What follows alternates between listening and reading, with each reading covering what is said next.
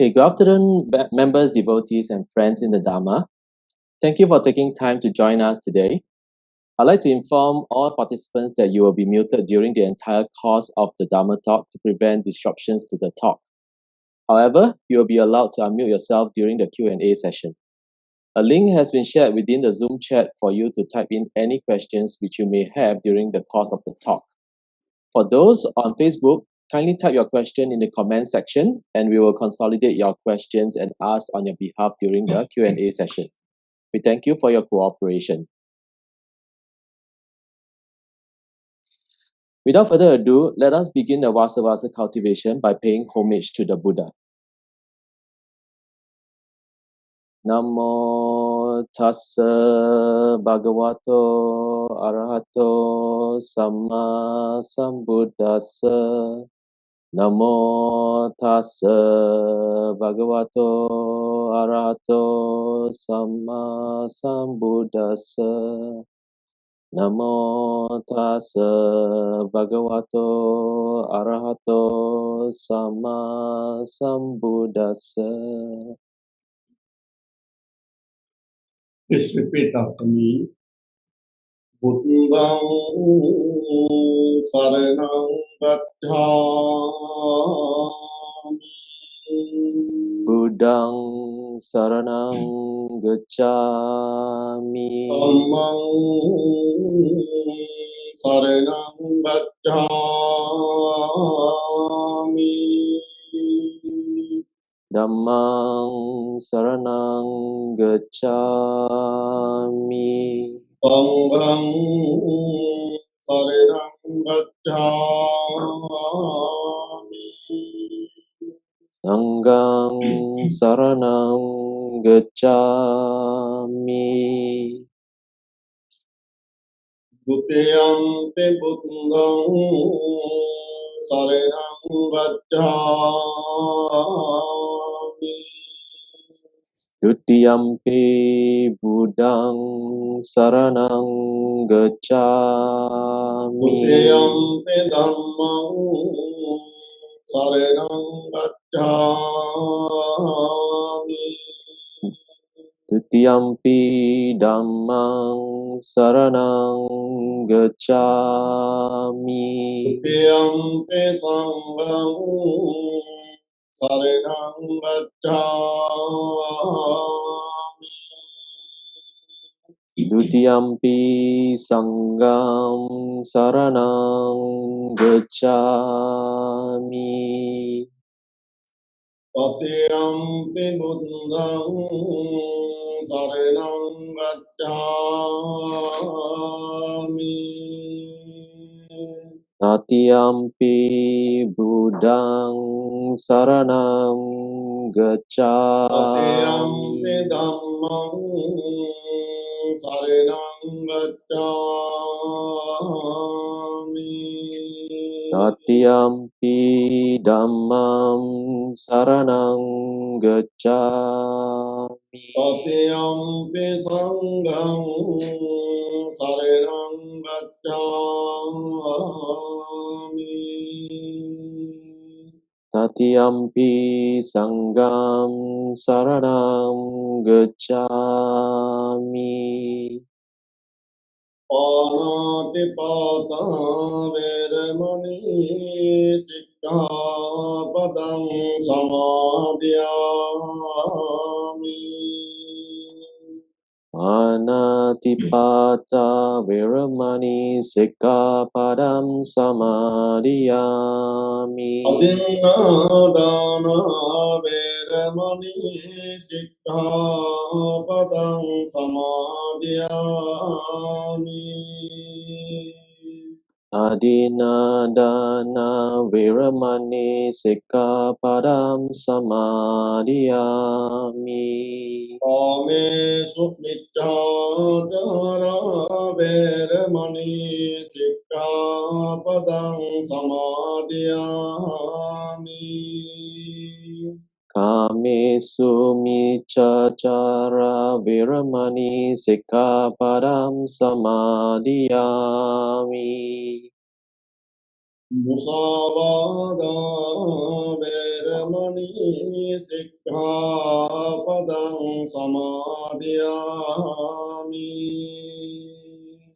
Musavada Viramani Sikkhapadam Samadhiyami. Swamiraya Madhyapama Dattana Veramani Sikkhapadang Samadhiyami.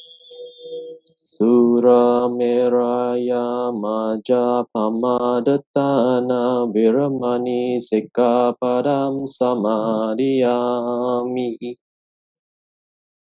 Sādhu, Sādhu, Sādhu.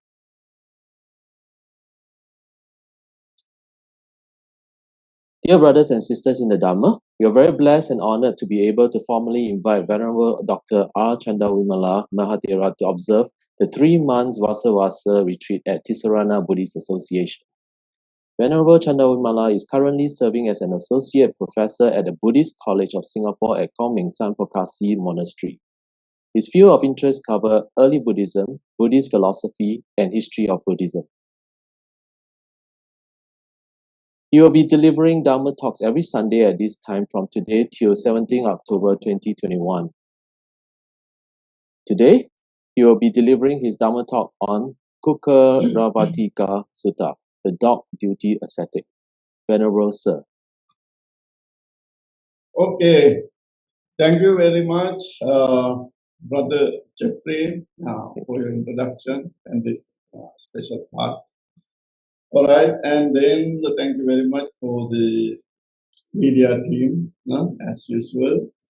So at this moment, we welcome all the Dhamma Pyaras who are connecting with us on Facebook and also in Zoom. Right. So today we are going to discuss about the Kukkuravatika Sutta. So this sutta is a very important one for all of us. Whenever we, practice the Dhamma, we already learned that as Buddhists actually we are following the path of the Buddha, and actually we are following the teachings with this kind of a special dedication and also with awareness, according to the Buddha's teaching. So today this sutta will teach us very important thing, as Buddhists, how we should actually behave in which way that our physical, verbal, and mental actions, or otherwise, simply, if we say that, how our behavior should be, kept, or how we should behave as Buddhists, and also in general as human beings. All right. So this Kukkuravatika Sutta actually not very technical or philosophical as the Mahāsatipaṭṭhāna Sutta. So today you will understand it very clearly and without having any problem. So this sutta actually appears in the Majjhima Nikāya as the sutta number 57. Sutta number 57. Actually, that is the second section of the Majjhima Nikāya. So this sutta basically explains about how we should behave as the practitioners, as human beings, and what kind of way that we should follow and without being affected by negative mental traits, or without being sided with wrong views or wrong practices, basically the wrong practices. So this sutta delivered by the Buddha in a city, or we call it a hamlet, called Vassāvāsa. And it was located in the kingdom of Kolia. You know, Buddha's, the kingdom, his father's kingdom is called Kapilavatthu, the kingdom of the Sakyans, right? So the Buddha's mother, Maya Devi, or called Mahamaya Devi, she came from this kingdom of Kolia. Actually, if you consider the location of these two kingdoms, Kapilavatthu and the Kolia kingdom, actually the both located nowadays. If you take the the modern the map, Indian and Nepal map. So the location is in India, in Nepal. In Nepal, that means in northern India. So kingdom of Kolia and the kingdom of Kapilavatthu, actually they were small kingdoms. And these two kingdoms were two kinds of small kingdoms under a great kingdom, which is called the Kosala, kingdom of Kosala. You know, during the time of the Buddha, in the very early part, King Kosala, his name was King Kosala, we call Pasenadi Kosala. He was the king during the time of the Buddha. And after he passed away, his son, his name is Vidudhava. He ruled this kingdom of Kosala.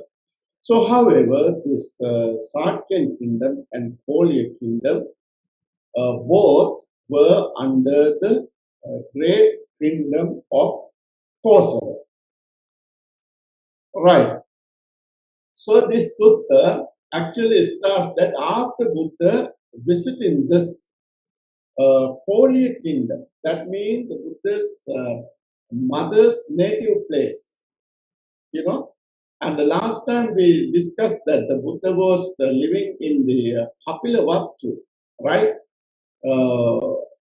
But here, this sutta, actually Buddha delivered from the kingdom of Kolia one day while Buddha was living there. But actually the monastery is not mentioned, but it says that Buddha was living in that, hamlet, or in that small city.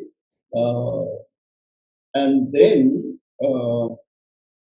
over there were two ascetics, because during the time of the Buddha, when you consider the Indian religious background, there were so many religions. According to the Brahmajala Sutta, we know that there were 62 philosophical views prevailing at that time. So there were many religions. These philosophical views presented by various types of religions, including the Brahmanic religion, or today we call it Hindu religion. And then beside that, there were different other religions. We call this, Jainism and Paribrajika religion, Achelaka religion, and then the materialist, is a kind of philosophy, materialism. And there were so many other religions, so religious beliefs. practiced by the Indian people. So, in this kingdom of Korea, among the ascetics, actually, there were two ascetics, namely Punna and Seni. Punna and Seni. And these two ascetics actually behaving like animals. So animal practice. Whenever we read the Buddhist suttas, we learn that there were certain ascetics who practice very severe ascetic practices of asceticism based on animal behavior as well. We say in Pali we call it vata, in Sanskrit we call it vrata. And so some ascetics practice these behaviors. So, in the sutta, they say that duty actually. Yeah, we can, use this as the kind of vows or, certain practices, these ascetic practices. Sometimes like animal or imitating the behavior of animal. For instance, they look at the cows, and then basically the cattle, and the dogs, and then the goats and other animals. In the suttas, it mentioned that Ajavruta, or we call the practice of goats, Govata, or the practice of cattle, Sunakavata, the practice of dogs. Understand? Practice of dogs. However, this first one, the ascetic Punna, actually he was behaving like an ox. So he practiced he can be called as Govatiko, in the sutta called Govatiko, the one who practiced Govata. This so he was attached to this Govata, or this ox practices or ox behavior. And the other one is called Seniya. It's not C-I, S-I, sorry, not S-I, it is S-E, S-E, Seniya. So he was practicing like a dog. He behaved like a dog.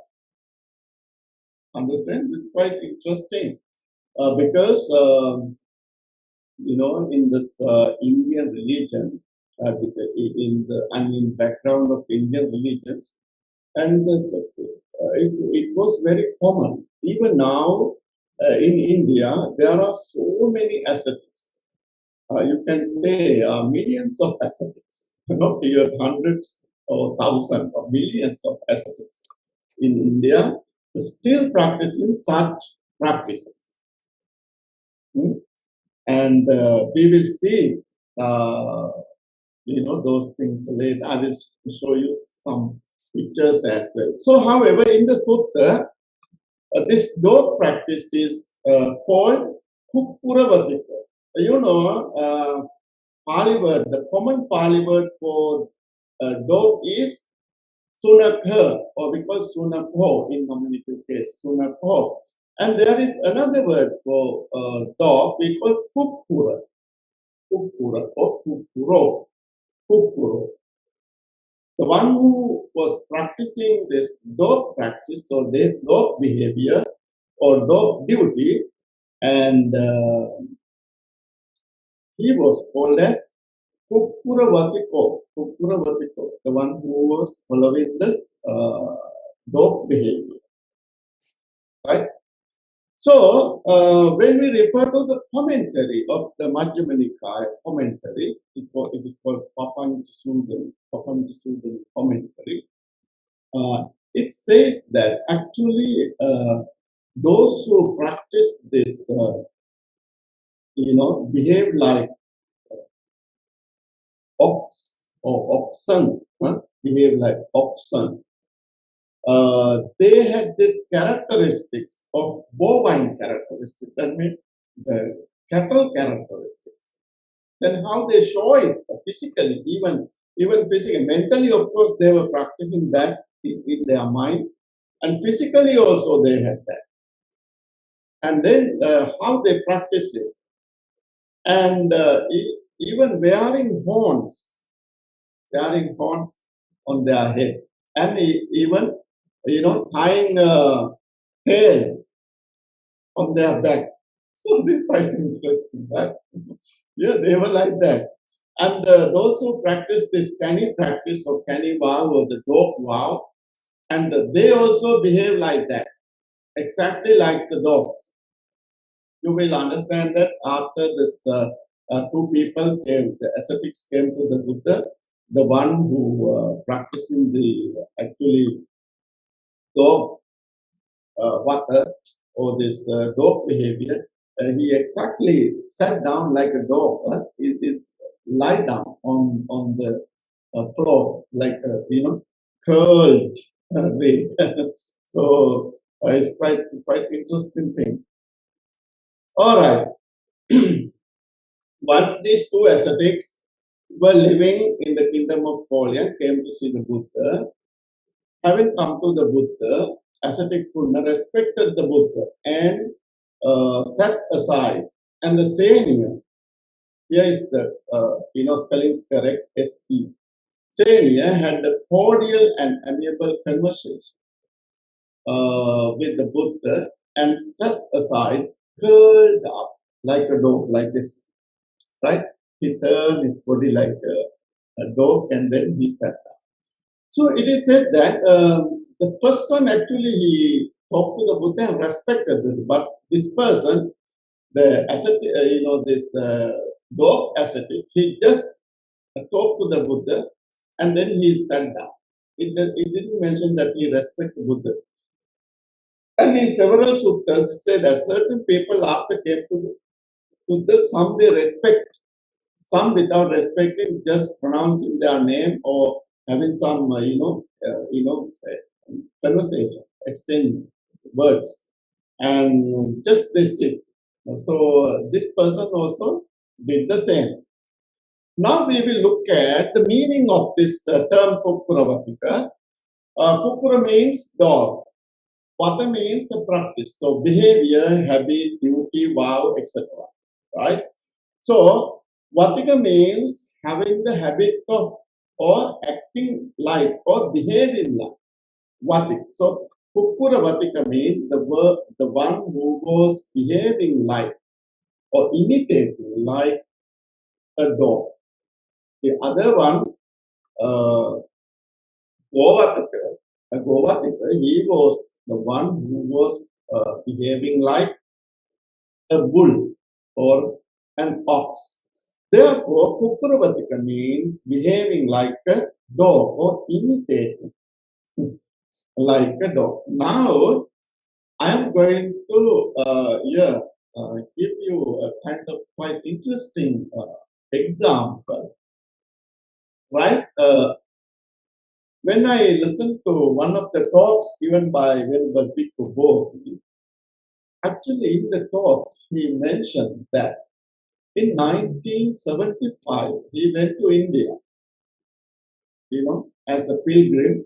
He went on a pilgrimage to India and Nepal, to the sacred places. And after he went India, he went to the sacred places in India, and then he wanted to go to Nepal. Actually, he got an Indian monk, a friend, and he joined with him to Nepal, and then they went to Nepal. And then they worshipped the sacred places in Nepal, and then when they were coming back to India, and they were waiting for a bus in Nepal, in the rural area. And then Bhikkhu Bodhi noticed that someone was coming towards them, right? Someone was coming. And he was sprawling like a dog. And, he was an ascetic actually, practicing this dog vows, dog practice. And then he observed that after, coming to that area, he went to a shop nearby. And then he barked at the shopkeeper. He barked at the shopkeeper. And then the shopkeeper knows what he needs. And then he threw some food. And he ate it like a dog and then went back. So you know, this story actually is not that very ancient one, just in 1975. Bhikkhu Bodhi noticed it by himself. And the interesting thing here is, this happened in Nepal. You know, this kingdom of Korea, where Buddha met these two ascetics, also from that area, Nepal. We know that this Korea kingdom located in Nepal. Now, I mean, in the today's map, if you take Nepal and then located in Nepal. So that is the interesting thing here. I think it's better you keep this in your mind, right? All right. Now, actually, last time also, whenever we discuss about the Dhammacakkappavattana Sutta, right? And I explained to you various types of ascetic practices prevailed in India. So mortifying body or experiencing physical pain through severe austerities was a common practice of ancient sramanas in India, and we still see various types of self-mortification among sadhus in India. Sadhu mean, you know, the sadhu, whenever we say something, you know, whenever we do puja or when we respect Buddha or after listening Dhamma, we always say sadhu, sadhu, sadhu. Sadhu mean, the original meaning of sadhu means good, good, good. We actually approve things, sadhu, sadhu, sadhu, something like that. So these sadhus mean actually those who are having this kind of good behavior. So in India, it's a common word for those ascetics. They call sadhu even nowadays. So you can check online, you can search in Google, you can type sadhus in India, and then you get so many pictures of those sadhus, right? So actually, these sadhus, most of the sadhus in India, even today, they suffer their body a lot, right? They grow hair, they don't cut hair, and they grow nail, and sometimes they don't take baths, especially the Jain sadhus or Jain monks. Last time I met a Jain monk in India, I talked to him, yeah, and then he explained to me the Jain practices, and he said that they never take baths. They never take baths. They uproot their hair. They don't cut hair. Jain monks, and normally the Jain monks, they divided into two groups: those who use the white color clothes and those who do not use any clothes. They go naked, right? So Setambara and Digambara. Setambara means those who are using white color clothes. The other Digambara means those who go naked. So this monk explained to me a lot of things about their practices. One day if we discuss about the ancient sramanas, I can give more details about that. So, however, the self-mortification is their practice. Now, I am showing you actually this, he is a sadhu in India. Actually, he is a yogi. And still he is living. I think I don't remember his name.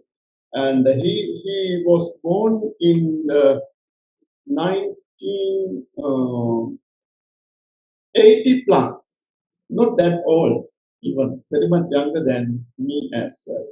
Right? You can see how he practiced. Actually, this actual picture of practice. It is said that he practiced, when I read something, 13 days without having any food, no water and so on. Right? And this one, I will play a short video. Actually, there are some monks in India, even now, this one I think, yes, India or Nepal, and they don't eat food. What they eat? Grass. This Shravana or this ascetic, he eat grass. Eat grass. So let me play this. You can say, I never said anything to anyone. That means he never begged food from others. I just kept eating grass. He said like that. And many people go to him and respect him, worship him, believe him, like that. So actually, yeah, that's the way of Indian monks. Indian monks mean this ascetic. Now we will see another ascetic. Now you can see how he is performing, and maybe a kind of ascetic practice. So he is, facing down, and then stretching his body on the ground, and then he is doing a kind of practice. And now look at them. In the suttas it explained that certain ascetics actually they suffer their body, having fire around their body, and also they suffer in the sun, having fire around their body as well, and even putting fire on their head. In the suttas it's mentioned that. Still now in India, you find such ascetics. So they, practice this self-modification. What about him? You see, the both of them, they mark their boundaries, and then having fire around them, and then he is standing on his hands and his head, even having cross-leg, right? Cross-leg posture. And this one also the same, right? Standing on his head. And this one, the first one you can see, he buried himself underground. And then he is suffering actually. And this kind of ascetics are mentioned in the suttas. And also, he is using lots of beads, like rosary beads. And his hair lock, hair decoration, hair dress also so beautiful. And the Buddha said that even going naked or having hair locks or applying, ash throughout the body and doing this kind of penance or, severe practices, one cannot, purify the mind. So Buddha very clearly mentioned those things. And this ascetic again is the same, having fire on his head and around his body. so still there are certain ascetics in India, they practice like that. There are so many pictures, but certain pictures, of course, I cannot show you online because maybe some people think that they are inappropriate ones. But if you want really to see them, you can type Indian sadhus and then you can see them actually. All right. So now who is here? Do you think that is Buddha? Actually, it's not the Buddha. It's the Jaina Mahavira, the one who founded Jainism. Now you can, see, he also looked like, the Buddha images also we make like this, but his ears here, not as long as the Buddha's ears. And on the chest of him, there is a special mark, like a swastika. In the Chinese tradition, you see the Buddha images has a kind of, the mark, because swastika mark, a mark of prosperity. So the Jaina Mahavira also having that. And he's sitting on this kind of lotus seat and on lotus postures. But the hands, he's placing his hand, right hand over the left hand, little bit, coming out, not coming in. Right, Buddha images, normally we put hands like this, but this one is little bit going out from the palm, right? The lions, the images behind, between both sides, almost exactly like the same, because Buddhism and Jainism both arose in the same background, and also Buddha and actually Jaina Mahavira he was a contemporary master to the Buddha. They lived in the same period, but Jaina Mahavira is senior than the Buddha, and it is said that he practiced austerities for 12 years. After practicing 12 years, he became Jina, the victorious one. For Buddha also we call Jina, right? Jina. And Jina means the victorious one. And he is also called Jina. Alright. Now again you will see images of Jaina Mahavira. And one day I saw somebody put Jaina Mahavira's photo online, and he said, I homage to the Buddha. Namo tassa bhagavato arahatu samma sambuddhassa. But actually, without knowing, without recognizing the images, the difference between the Buddha and Jaina Mahavira, you can see here, these images do not have a robe, no robe, without robe, right? This Jaina Mahavira, the Nigandanatha Buddha, actually he didn't use clothes or robes, right? Here in this image, his, the ears also as same as the Buddha, but a little bit different here, no robes, right? But in the chest, you will see this special mark. But this one, even without having mark, this one is, the first one is almost looking like the Buddha image, but it is not the Buddha, it's the Jaina Mahavira, right? So the images, of course, all look the same, right? But sometimes the legs come a little bit, like this, going more. In the second image, you can see that kind of difference, right, in this cross-legged posture. So, yeah, now you will understand. Now I'll show you the Jain monks in India. You may see the Jain monks here in the first photo. The senior monk, he is sitting on a very high seat. 3 seats together. It is called Dharmasana, or the Dhamma seat. So asana means the seat. So he is delivering a Dhamma talk. So you see, actually this is the exact way that the monks and the lay followers during the time of the Buddha sat down. Remember when I explained to you about the, that Seka Sutta, the Seka Sutta, I explained to you like this. Buddha went to the hall of the Sakyans, he just sit, in the middle. And then the monks came and then just sat facing the Buddha. And then after that, lay people, the Sakyans came, they sat like that. So here the big crowd, that's why they were sitting around. So why they sit like this? Actually, these Jain monks, they still don't use mics, right? They just talk like me. Yeah? Now I'm using various type of equipments. But they also, of course, give talks, on TV also, in Indian television. They have their own television programs. Of course, they give talks like that. And here, you see, he is not using a mic, and he is talking to many people. And here in the middle, you see, without clothes, actually, they are Jain monks.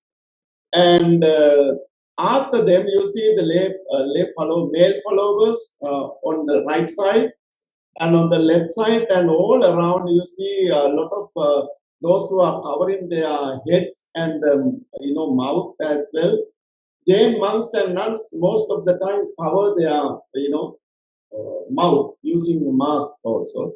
Here some of them they do, and most of them are not using it. However, this white colored one, the other ones are the female followers. Female followers, that means actually nuns.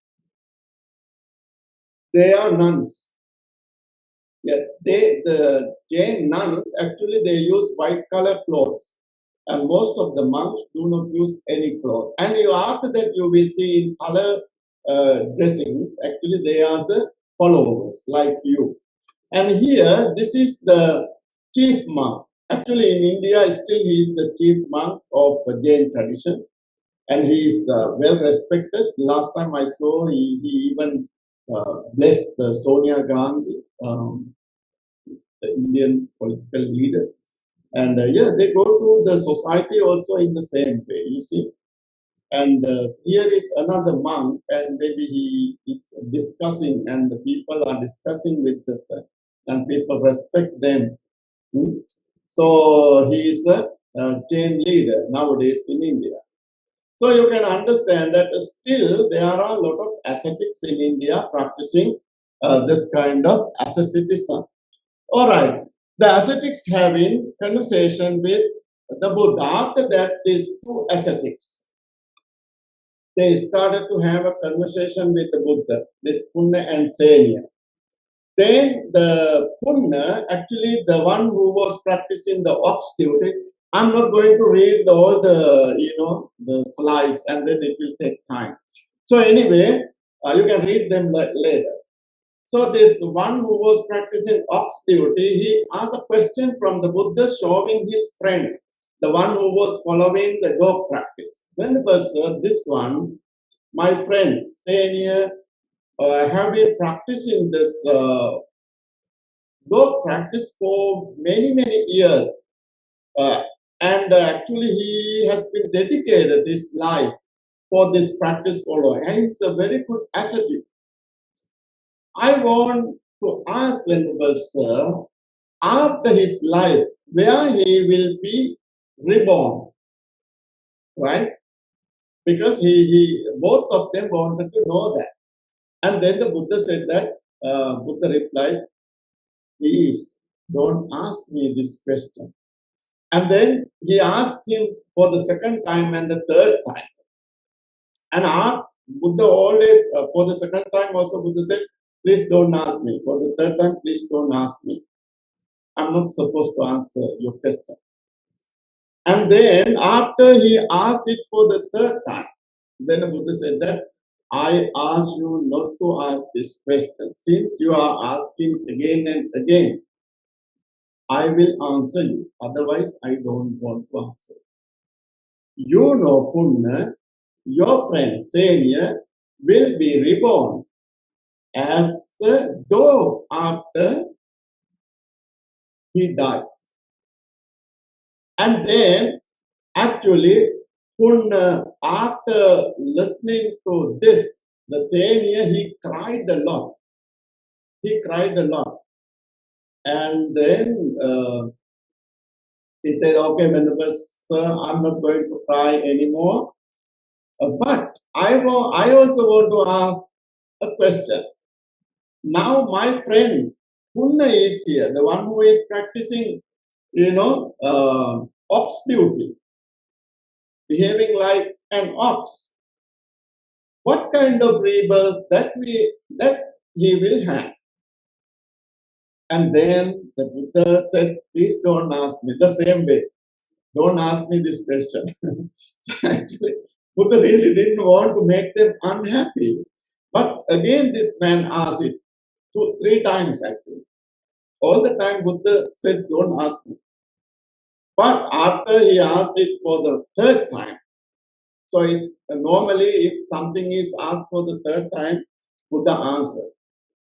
And then he said that, since you asked me 3 times, okay, I will answer. Your friend Punna will be reborn as an ox, or he will be reborn as a cattle, bull or a cow or ox or whatever, in the family of cattle family. And then the Punna also started to cry. Oh my goodness, for a long time I was practicing this ox practice. I have dedicated my life for this. But the Buddha said that this, fate cannot be avoided. Because why? You have practiced physically. You behave like a dog or like a cow or whatever, referring to both of them, for a long time in the same way. And your mentality is a dog mentality or a cow mentality. Because you had that mentality for a long time. You always act, like a dog or like a cow. Or, especially the ox. And then how can you have, different types of other consciousness? Because your consciousness, you have practices it for a long time. I will read this one. Here, Punna,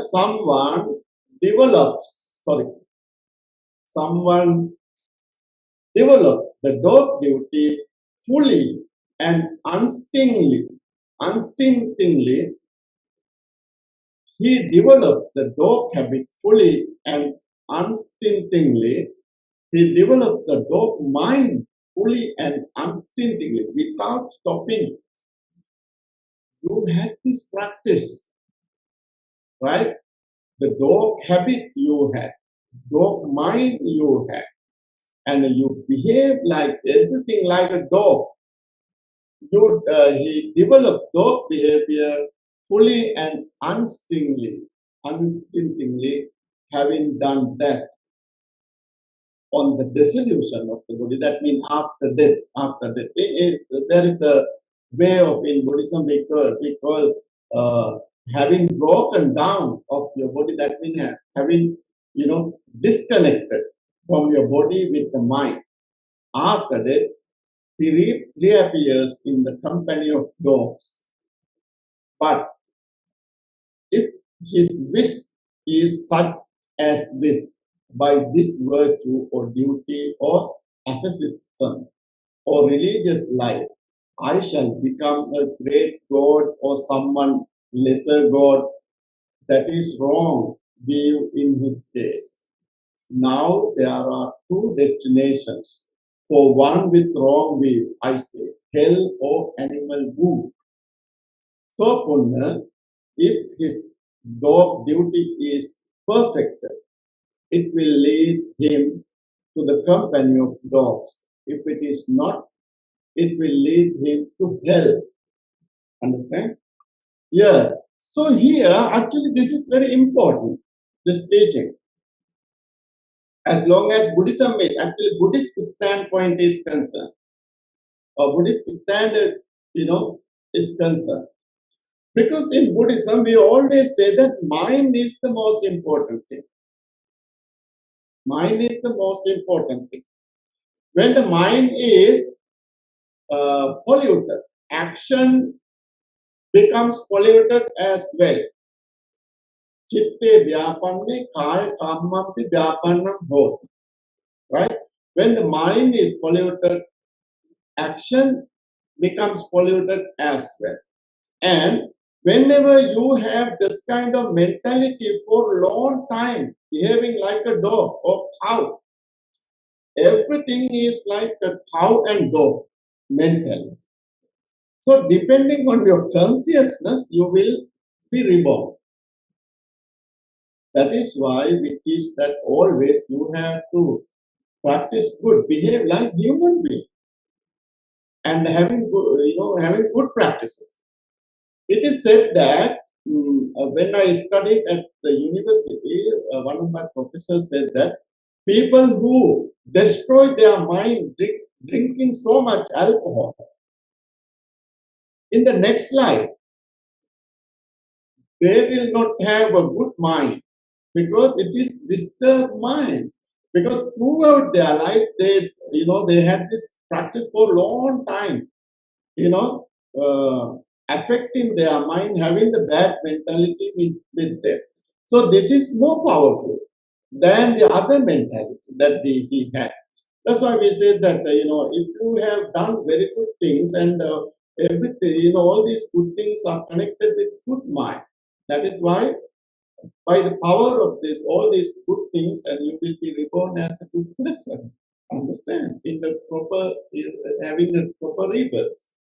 And in the same way, when the mind is actually defiled with so much defilements or this kind of bad mentality, more than the defilements, actually this bad mentality, right? And he will be reborn as, a person in purgatory states or a lower states, being an animal or going to hell. So that is the nature. During the time of the Buddha, one day some a group of people came to listen to the Dhamma. They came to the Buddha. And when the Buddha started to give the Dhamma talk, one person, he was just, there was a tree.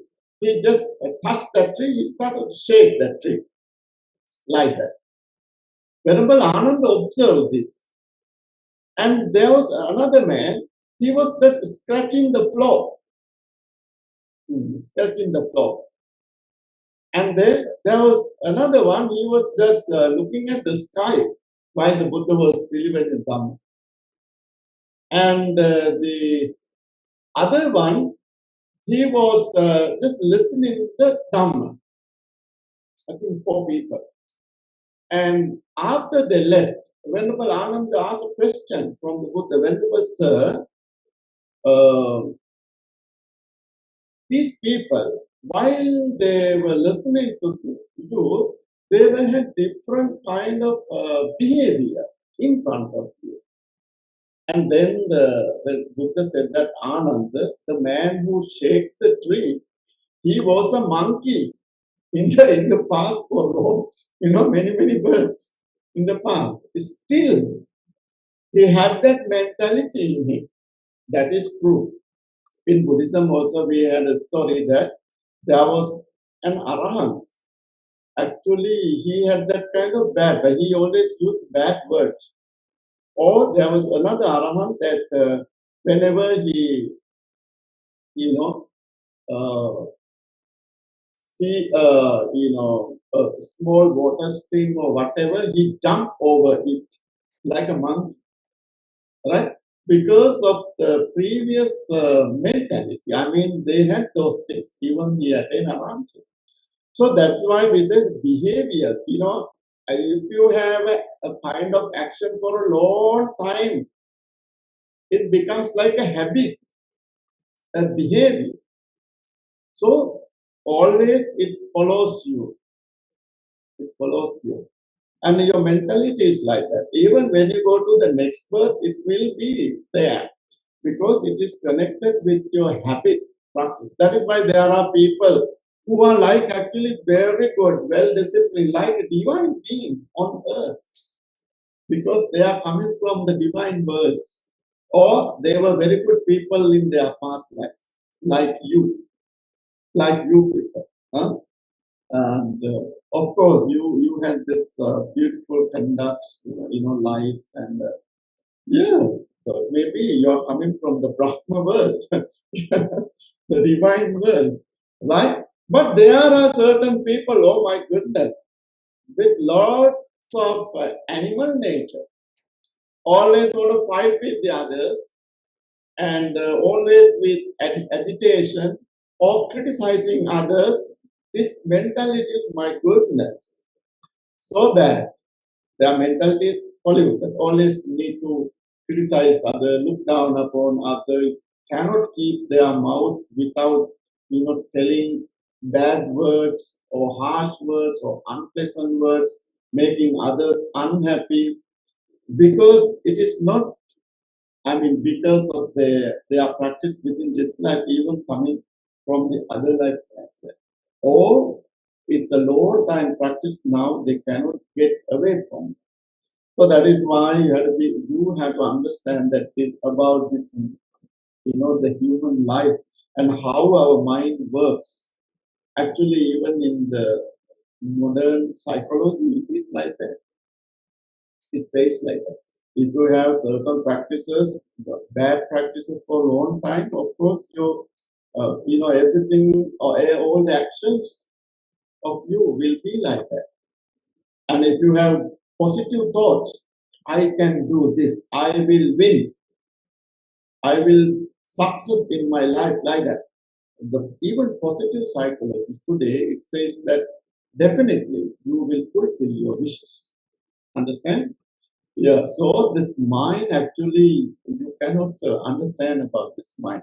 So this is something very important, and that's why you have to deal with your mind in a very proper way, nice way. So anyway, Buddha explained in that way. If you have that mentality like a cow or dog or oxen or whatever, depending on your, the mentality, you will be born like that. When this was said, actually the same thing again, the other person's question. So, the Buddha said that, yes, he will be like a cow. Right. So at this time, actually, the Buddha explained to him, this is what going to happen. I added these things for you to read, so you can read them later. Actually, it's the same story with repetition. So when this was said, actually this ox duty ascetic wept and shed tears.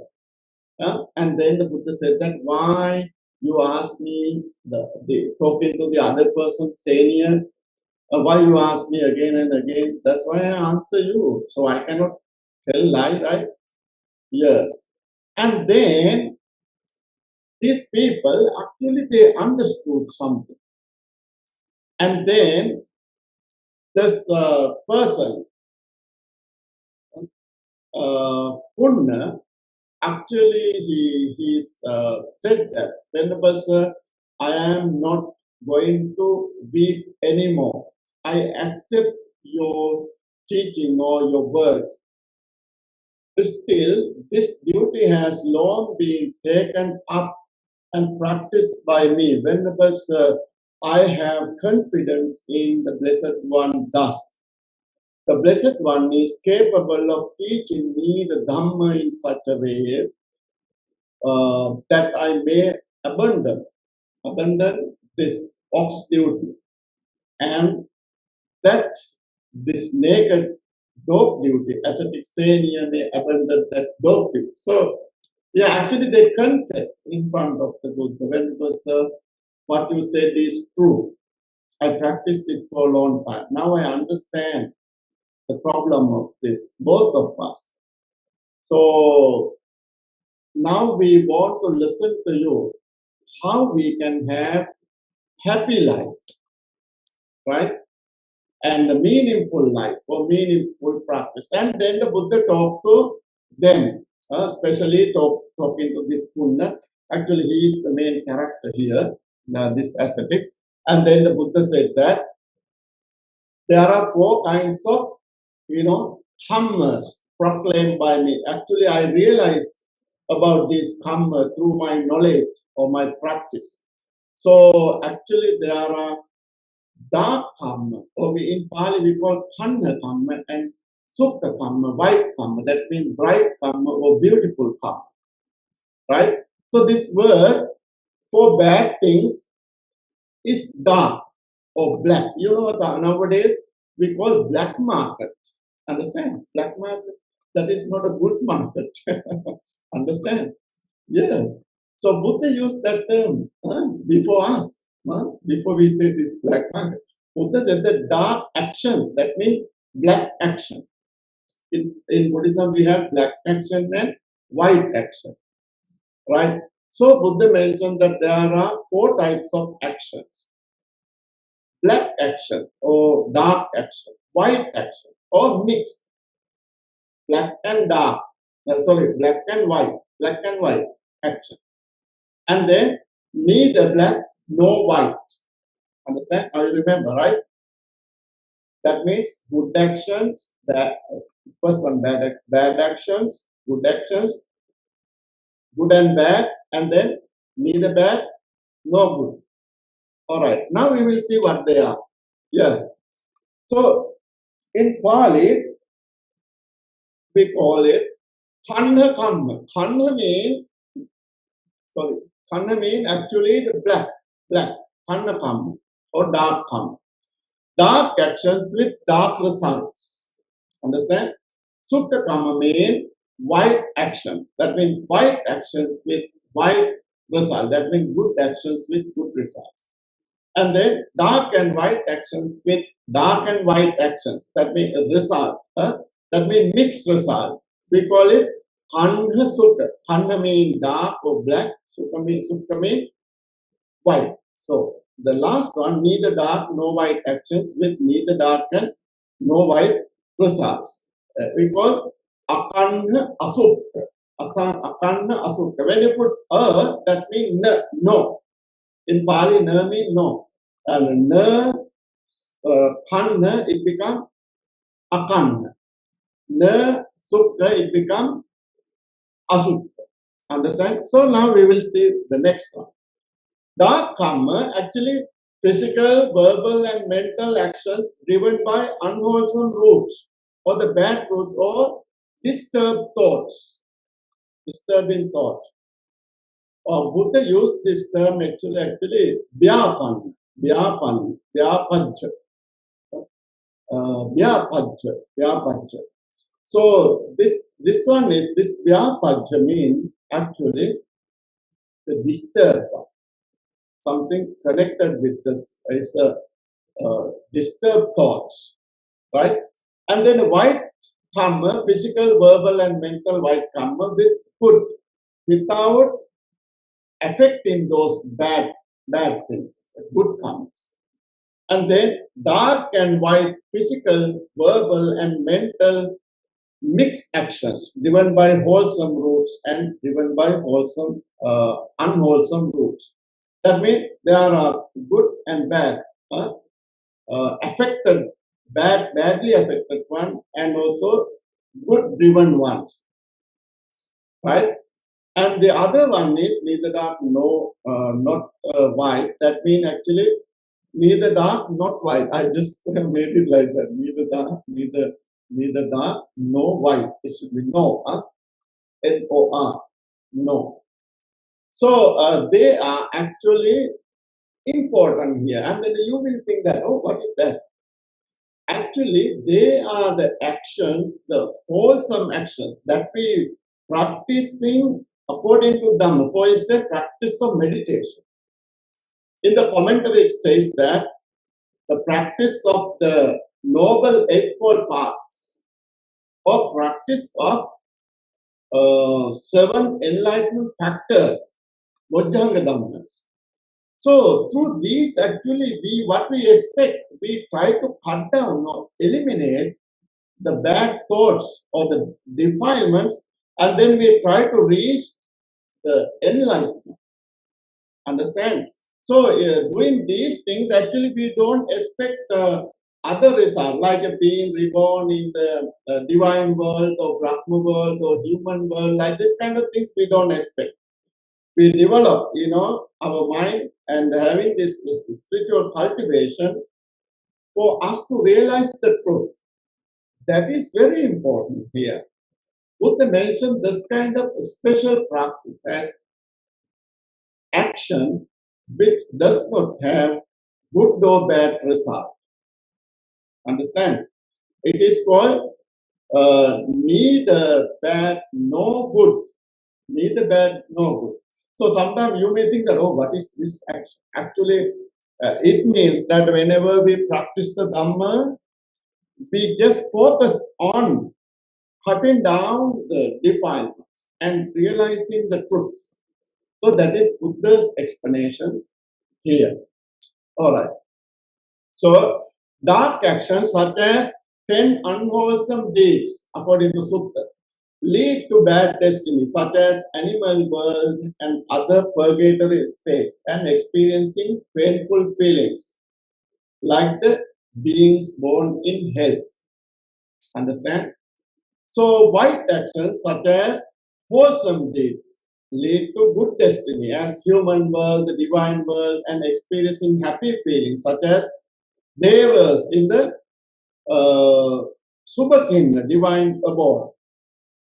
Yeah, yes, Subhakin, divine abode, right? Especially in that Subhakin, divine abode, definitely they never experiencing bad experience, painful experience. But other devas, they have bad experiences as well. But Buddha here mentioned like the Subhakinna. In the Subhakinna world, actually all is good. All is good. Understand? Yeah. So try to go there first and experience. Yes. All right. And now dark and white action lead to bad destinies and white destinies depending on the weight. Actually, whenever you do bad to good or bad, maybe as I explained to you last time, if you have done a lot of good, you will have good rebirths, like in the divine world or coming back to human world. But if you have bad actions more, yeah, we will expect a bad destiny. But here, if your good actions are more, definitely you will have good rebirths. But you know, like we are born here in the human world. Actually, we are experience happiness, but at the same time, we experience what? Unhappiness as well. We have pain, though. So painful and happy feelings we have this human world. And also in certain other divine worlds. And also there are certain pretas, a kind of realm of ghosts, and they also experience happy and bad as well. We call them Vimana pretas. Vimana mean in Pali mansion, the palace like that. So they have divine mansions.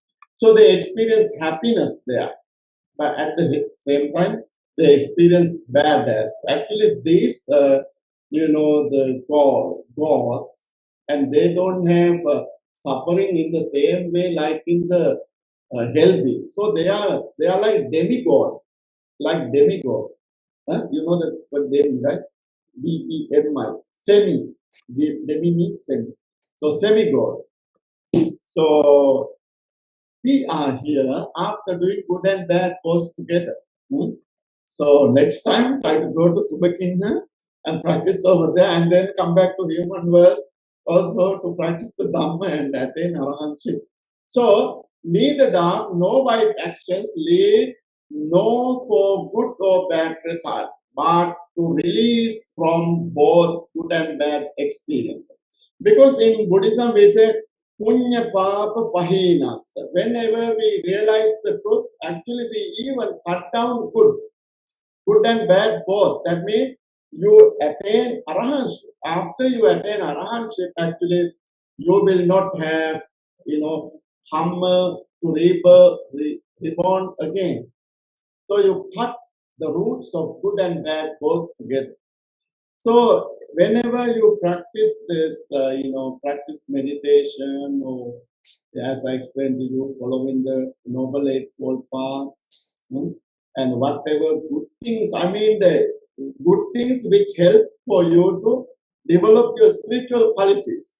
It's not like giving dana and doing all the other meritorious deeds. It's different. But now you are listening to the Dhamma. Develop your knowledge in the Dhamma. It will lead you to cut down all your defilement. That means to nirvana. Understand? So this is the difference. Whenever you practice dana and all the other things, of course you get a lot of merits.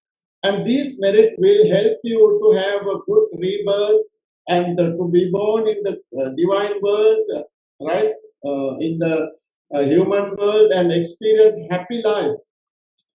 But we call them punya. And then wholesome deeds we call kusala karma or kusala karma, wholesome deeds. Actually, the kusala karma we do with our skillfulness. You have to be a skillful person. How many members are there in Ti-Sarana Buddhist Association? How many devotees come to Ti-Sarana Buddhist Association during the New Year, during Vassāvāsa? How many people are connecting to listen to Dhamma? Very few. Very few. This is it. Understand? So you are leading that way. That's why Buddha said that, of course, many people are doing meritorious deeds, but they only few of them pay attention to listen to the Dhamma and to develop the spiritual qualities. Appagate manusetu yejana paragame.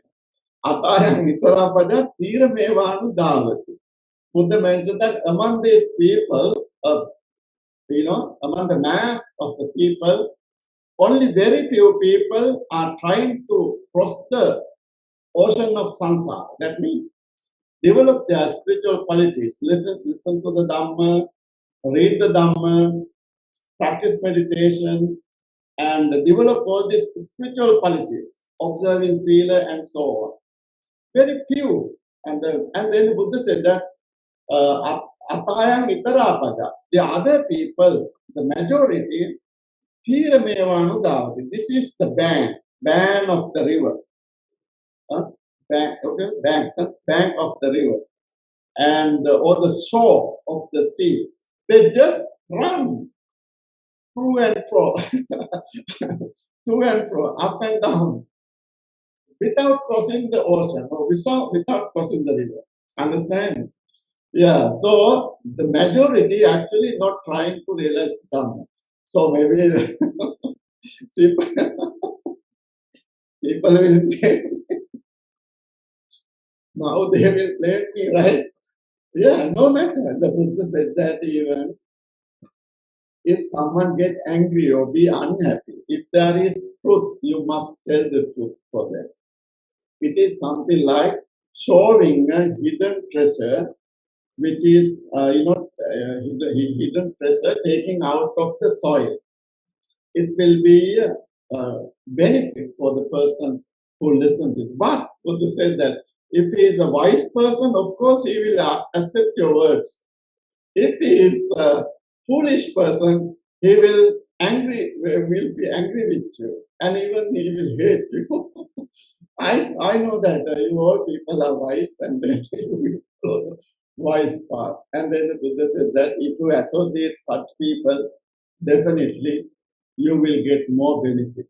In the Dhammapada, he taught like that. So, however, actually, it's very important for us to, while doing the meritorious deeds, at the same time, we must try to develop our spiritual qualities as well. But today, many people do not know the Dhamma, and also they don't put much effort to this, because little by little, while doing meritorious deeds as well, we should develop all these spiritual qualities, knowing the Dhamma, exploring our knowledge in the Dhamma, little by little, like making what you call this,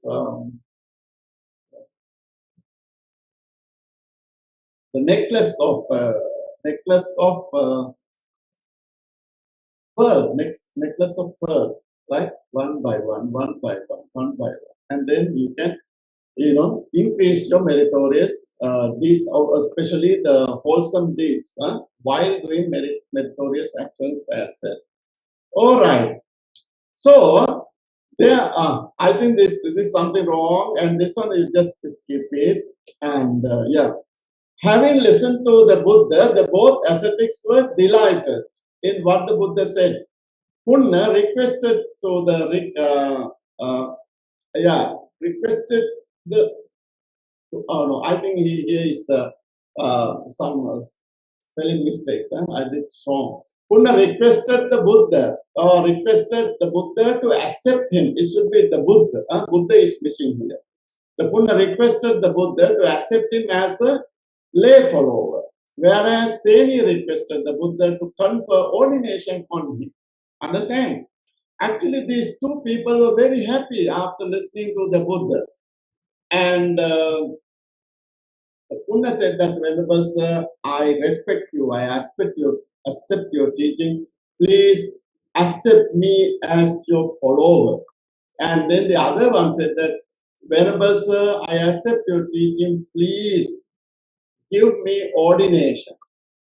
Right? So, and after that, actually, this senior entered the Buddhist monastic order. So it's a kind of condition under the teachings of the Buddha, especially under the Vinaya. If anyone who is coming from other religion to Buddhism, he should spend at least 4 months before become a full ordained monk, maybe like a Samanera. As a novice, he should accept or train. He should train as 4 months. 4 months as a novice before he get the fully ordination. So in this way, this senior actually he spent 4 months. Even he said that, Venerable Sir, I have to spend 4 months for this training period, but I would like to spend even 4 years. That means this was his dedication. Actually, he loved the Buddha's teaching. And then he said that normally, the ascetics like us who are coming from other religion to Buddhism should just spend 4 months before we get the higher ordination. But I am ready to accept at even 4 years as my probationary period before I get the fully ordinated. So I am really,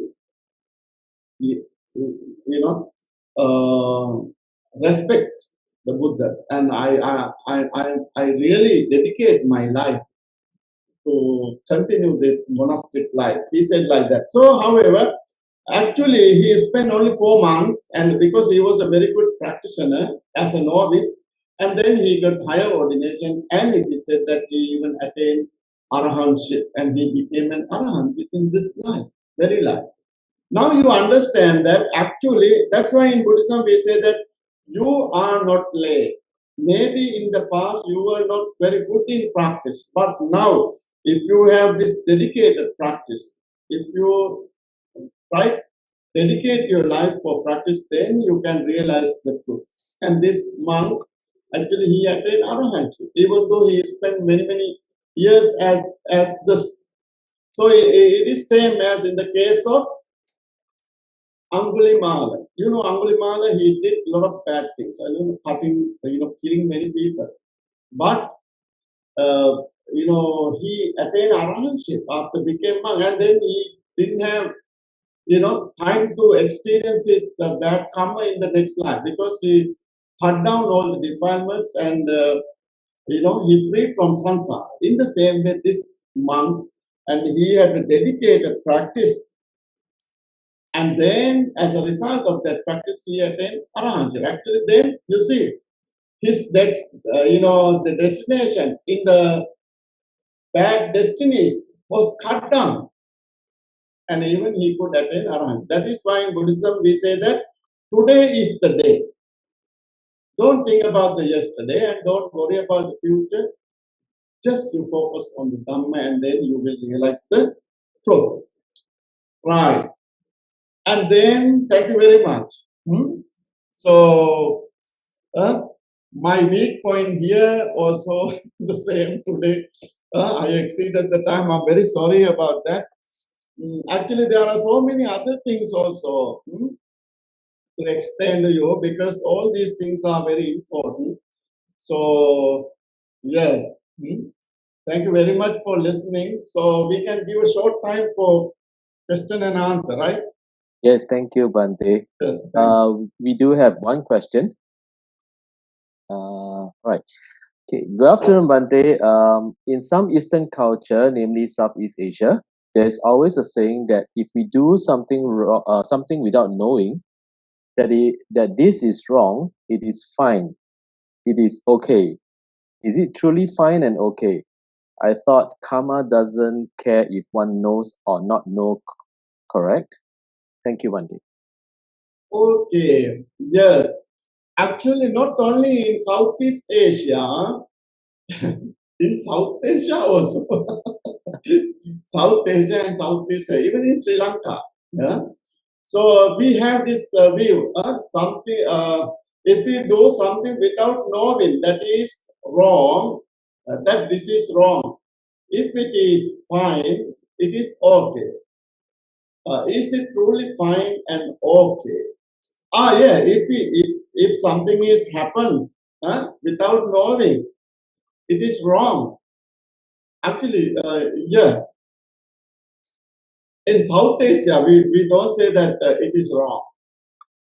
Yeah, it is wrong. But this is very important. Don't think that we have given permission to do any bad thing, and we can, after that we can say, oh, unknowingly I did this, right? So there is no room for that. There is no place for that. But it says that in Buddhism we say that always we have to be aware what we are doing. For instance, I will tell you one story. Actually, there was one monk during the time of Buddha, and he, after putting his robes for drying in the cloth line, he does not take it. And sometimes when the rain comes, it gets wet. And when the sun comes, it gets dry. In this way, he put a lot of robes in the cloth line.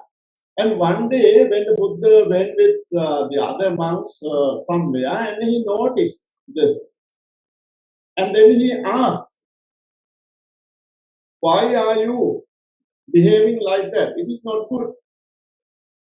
And then this monk said that, I just, these robes is not something, what you call, animate thing. It is inanimate. And I do not get any bad karma for that. But the Buddha said that, no, you have to be aware. The robes, actually we are using robes. And people offer us. And whenever you neglect them, you get bad karma. Even little by little, you get bad karma. Like a little by little drops of water fills a big pot like that. So that's why it says that actually, of course, unknowingly things may happen, but we have to be aware always, to away from such, right? So here the Southeast Asian view, something without knowing that is wrong. It is fine, maybe if it is okay, maybe, yeah, it is okay. So I don't think that, of course, according to Buddhist view, we always say that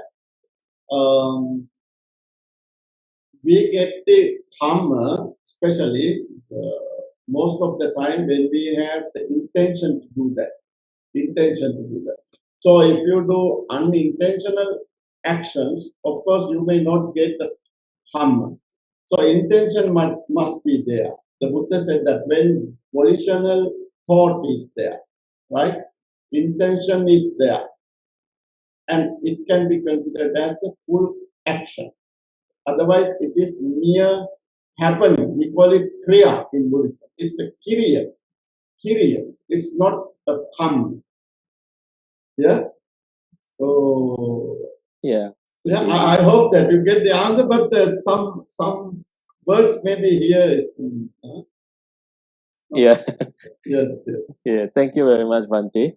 Yeah. We currently have got no questions on Facebook. Those participants who are on Zoom, do feel free to unmute yourself if you do have any questions. Yes. Thank you very much. Yeah.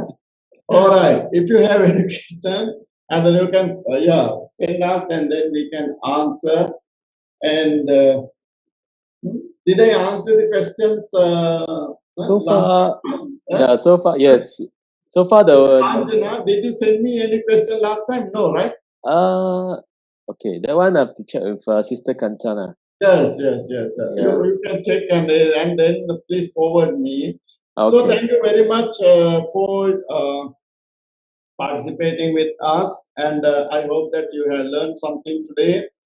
And yes, I think it's the time to transfer merit, right? Oh, yes. Okay. Yes. Then we shall now transfer merits. All right. Now, at this moment, we accumulated a lot of merits after listening to the Dhamma. So we transfer this merit to all the departed relatives, including Bhante Jnanarama and so on. So may all the departed relatives rejoice in this merit, and may they get all the spiritual benefits for their samsaric journey. Finally, may all of them attain the bliss of nirvana. Say sadhu, sadhu. Sadhu, sadhu, sadhu. And today, we all together, actually, even though I deliver the Dhamma, yeah, we all together make merit. So all together, we make some merits, actually the wholesome deeds, so that we can follow the path and reach to nirvana. So by the power of all the wholesome deeds that we perform today, may all these merit be with us, including all the Bhantes and the Ti-Sarana committee, the devotees, members, and whoever joining with us and also supporting us, and supporting the Ti-Sarana Buddhist Association to continue all these activities. And may all of you be well and happy, and may you be blessed with good health, happiness, longevity, and prosperity. Whatever you wish and aspire, may all your good wishes and aspirations come true finally. May all of you attain the bliss of nirvana. Say sadhu, sadhu. Sadhu, sadhu, sadhu. Now we are going to transfer merit for all the divine beings. May all the divine beings and bodhisattvas rejoice in this merit. And may all the divine beings and bodhisattvas shower upon blessings towards you, your family members, and so on. And may all of you be well and happy. May the divine beings attain the bliss of nirvana. Please recite these stanzas. Akasata Mata Dewa Naga Mahitika Punyam Tam Manumoditva Chiram Rakantu Lokasasanam Akasata Mata Dewa Naga Mahitika Punyam Tam Anumoditva Chiram Rakantu Devisanam Akasata Mata Dewa Naga Mahitika Punyam Tam Anumoditva Chiram Rakantu Paramti. Sadhu, sadhu, sadhu. May I want to tell you one thing. Whenever we recite the last stanza, the third time, Chiran Rakam Tumam Parang, T is not necessary here. Because T means in this way. Whenever you write it in a book, you can write in that way. Here with the Chiran Rakam Tumam Parang, we use this. May the divine beings protect us, right?